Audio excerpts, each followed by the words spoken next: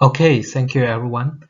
I'm going to present my paper, Smartphone Location Spoofing Attack in Wireless Networks. This is my email address. If you have any questions, feel free to send me the email. Thank you. Okay, let's go to the outline. I will present my paper in 6 parts, started from the introduction of localization technique and the security. Okay, background. There are 3 major localization techniques as we can see here. They are GPS, cellular tower, and Wi-Fi. And a smartphone mainly use GPS for the localization, but currently smartphone also use Wi-Fi and cellular tower signal to get a more accurate localization signal. Recently, GPS-free localization grows very fast. That's mainly because there are weak GPS signals in some cases, and the wireless sports growing very fast, as we can see from the right figure, and the Wi-Fi localization can be very accurate. The structure of the Wi-Fi localization system is shown here. And at first, the smartphone will collect the Wi-Fi signals, and it will send these signals as a query to central database. The central database therefore will return the positioning information, and after get this information, the smartphone will calculate the final positioning result and show that to the user. However, these localization systems have some security issues. As we know, all those signals are unencrypted, and those unencrypted signals are easy to simulate. And the attacker can actually block the legitimate signals, as we can see in this figure. And the attacker can further craft false location signals and send to the smartphone.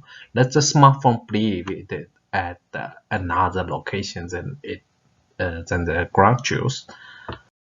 Because of the security issues, there are a lot of attacks against the current positioning systems. It's actually easy for the attack to launch a static attack, but for the dynamic attack, it's actually not that easy and limited.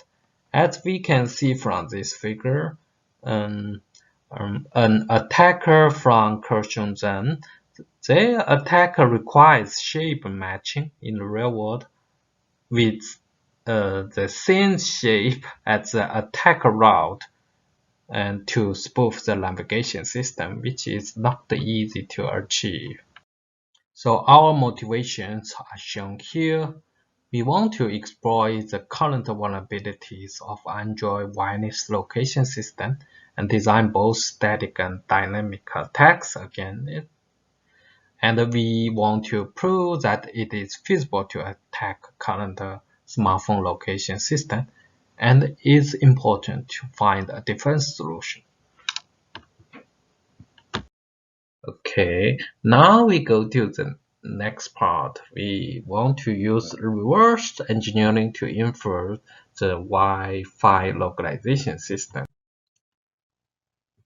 The reason why we want to use reverse engineering to infer the Wi-Fi localization system is because this system is actually a black box. We know that the device connect those Wi-Fi signals and send to central database, but what determines the last location results, we actually don't know. And this we actually need this mechanism behind it to make sure our attack is accurate enough. The goal for the reverse engineering model is that the attacker wants a reverse engineering model that can have similar behavior as the Wi-Fi localization system. And before sending out the attack signal, The attacker can use this model to make sure his attack is effective and will not cause abnormal positional result. So there are 4 steps for reverse engineering model as we can see here: data capture, pre-processing, positioning model, and algorithm evaluation.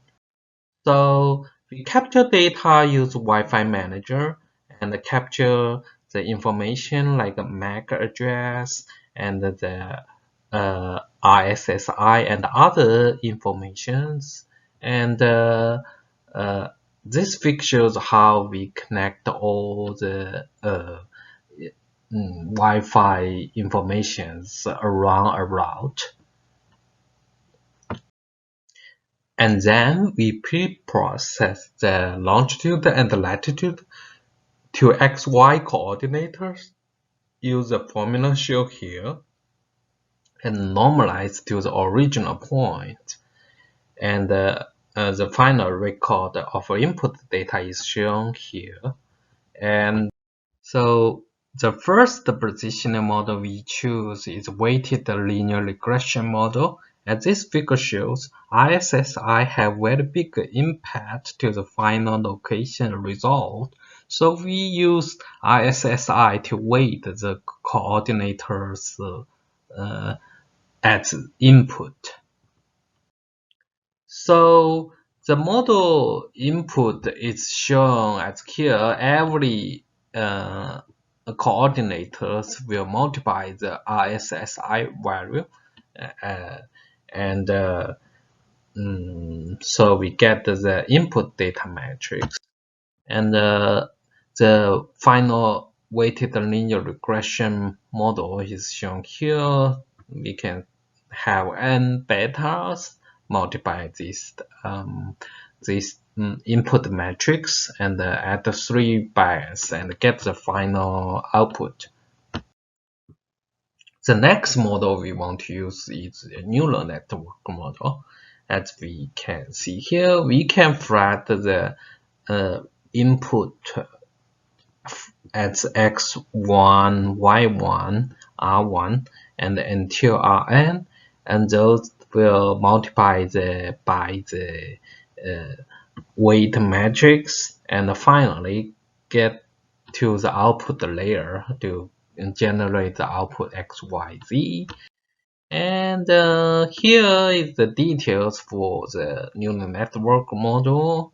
As we can see, the weight matrix is here, multiply the x1, y1 until rn, the input, and plus the bias. Here is the first layer. We can add more layers as we can see from the second formula. And after we choose the model, we train the model and get the final results. And the algorithm evaluation shows the accuracy of these models range from 4.7 to 52.5, and the best model is neural network model, which has 2 hidden layers, 600 units, with 50% dropped out, and the accuracy is 4.7 meters. Now we go to the third part, external signal attack against current Wi-Fi localization system. So the first is the goal of the attacker. It depends on what kind of app the user is using. Like for driving direction, the attacker may want to divert the victim, and for peer-to-peer ride sharing, and the attacker might want to overcharge the victim, and for location-based game, the attacker may want to cheat some games. Okay, so the attacker, before the attacker also need to connect some data. The static data is connected from the vehicle, and uh, dynamic data is similar as we collect the data in reverse engineering module. So the attacker needs to find a portable device. Although a common laptop can send those Wi-Fi packets, but it's not easy to hide them. So we choose a device called ESP8266, which is very small and can send all the attack signals we want.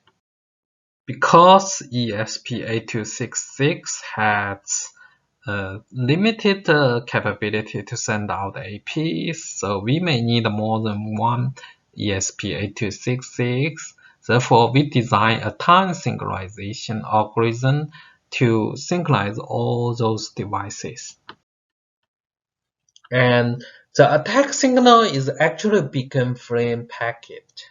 The packet structure is shown here is actually a 51 byte concise packet without any optional parameters. And even the SSID, we only use a non-byte and to minimize the size of packet, also to hide the SSID. So the attacker also need to block the GPS signal. So the attacker use a USRP-based jammer that can jam the L1 GPS signal at the center frequency. So here, and here is the attack algorithm. The first the attacker will use reverse engineering to verify those attack signal. If it's verified, then the attacker will send out these attack signals. After the attack, we may see the attack result and the evaluation. So we choose two different evaluation metrics, as we can see from this figure. The red one is choose designed distance, and the yellow one is designed result distance. In static attack, we can successfully change the smartphone location result to different cities in different apps, as we can see in this figure. Now we check the performance of static attack. We can see that the designed result distance shown in the left figure has a range from 2 meters to 13 meters, which is actually in the range of normal positioning error, which is shown in the right figure. So here is the setup for dynamic attack. As we can see, we put the jammer and the ESP8266 spoofer in the car, and the victim phone will receive those the signals from the spoofer. So we choose a route that drive about 5 minutes, and the route is shown here. During the attack, we can observe an increased RSSI as the right figure shows compared to the left figure, which is normal driving. We first check the control normal driving positioning error. As we can see here, it shows a positioning error of 0 to 15.23 meters in 95% confidence interval. And the CDF shows the majority of the error is below 15 meters. Now we want to check the evaluation metrics during the attack. First, we check the designed result distance. As this figure shows, we observe a designed result distance in 3.35 plus minus 1.16 meters. And for the Wi-Fi positioning error during the attack, the standard error is 9.26 plus minus 8.53, which is not significantly different with the normal control driving data we presented before. The p-value is 0.28. Similar as the normal positioning error, the positioning error during the attack also have majority of the error below 15 meters, but with more outliers as we can see from this figure.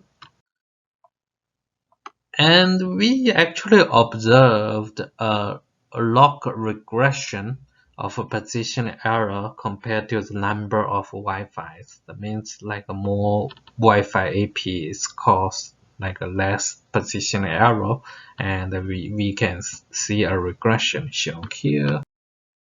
So the result can be summarized here. During the attack, design the result distance and the position result standard error do not have significant difference with normal data. And we found that the use more attack signals can make the standard error even smaller.